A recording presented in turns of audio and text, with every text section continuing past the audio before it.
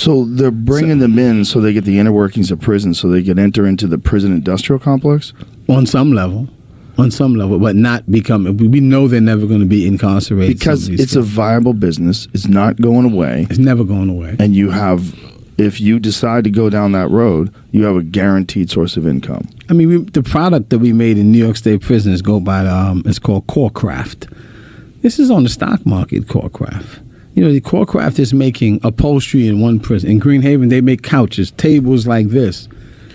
How much do you guys get paid? Well, they might make 16 cents an hour, 10 cents an hour, literally. And they have to do it.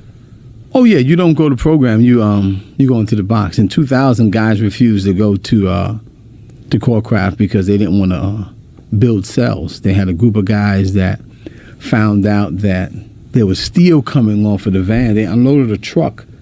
Group of prisoners were forced to unload a truck, and they realized what they were unloading were bars and doors, and they said, hold on, man, they opening up a shop where we have to build cells.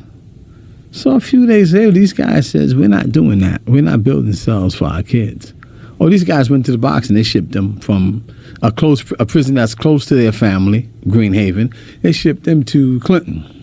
And the box, for the listener. The box is solitary confinement. So if you don't do labor for 16 cents an hour, you get confined to solitary confinement. Yeah, you get a misbehavior report. 9 times out of 10, when you go for that misbehavior report, you're found guilty and you're penalized for not engaging in slave wages, slave labor. That is a fact. This has gone. Every prison. When COVID started, a lot of people don't know where the hand sanitizer was coming from. It was coming from Great Meadows, right?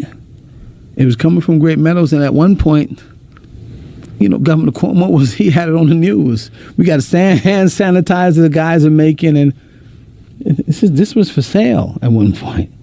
I mean, so that's another form of extraordinary profit. Oh, of course.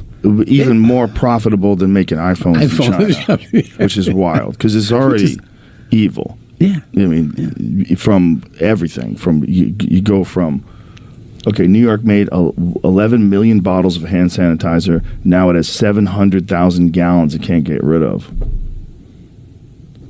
Wow. They said a spokesperson said he makes no apologies for single-handedly solving a hand sanitizer shortage. Oh, really, spokesperson? Hey, how'd you do that? Maybe you should make an apology for how the fuck you did that. I absolutely love this show that you can pull this stuff up in real time. Yeah. In real time, you can see guys like former Queens prosecutor John Scarpa. In real time. In real time. In real time, you can Google former prosecutor. Let's Google him right now. Former Queens prosecutor John Scarpa.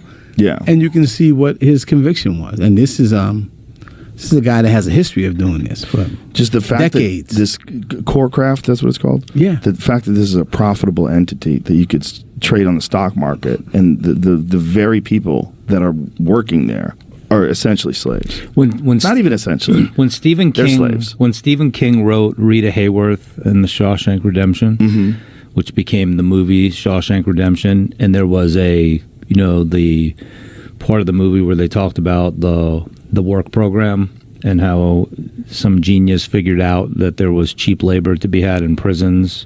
He didn't base that off of some fictional whim, when he was up at night chopping away on that typewriter. That was based in, this has been going on for decades and decades. Yeah. And I think that it should shock people, and it should be a rallying cry. If you've never been in a prison before, and it's just sort of occupies a space in your mind as it's just a bad place that I don't want to be in ever, and I wouldn't want my family member to be in. That's okay. You could live your life that way, but you can also take notice of the fact that somewhere between 4 and 7%, some estimates of the people in there are innocent. And some of the other people that are in there just made a mistake. And you don't throw away a life because they made a mistake. And to see some of these sentences, 50 years, 70 years, and it's not just in California where there was a 3 strikes rule. To see sentences getting doled out that are de facto life sentences to children. The children. Michael Dawson, Sheldon Johnson was, I think, 17 or had just turned 18. And the guy gets sentenced to 70 years on a first offense. Look, this is a beautiful moment. I don't know if Jamie has a picture. I sent it to him. Like 2 weeks after Bruce got out, we got word that Sheldon was going to get out and get resentenced. So Bruce said, I want to be there when he walks out. And, you know, he got So that is them FaceTiming me as Sheldon walked out of the gate. And JJ Velasquez is the other gentleman on the other side of Sheldon. JJ Velasquez is, you know, it took one guy who believed in JJ, this investigative reporter named Dan Slepian, who believed in JJ, amongst many other people that believed in JJ. JJ now goes into Sing Sing regularly and runs a program there called the Frederick Douglass Project. And he does it with the professor from Georgetown, Mark Howard. And he goes in there and he brings people in from the community to try to show them the humanity that is behind prison walls. There was over 100 years of over incarceration and wrongful incarceration in that, a century in that picture. It'd be nice to invite Joe to go in one day.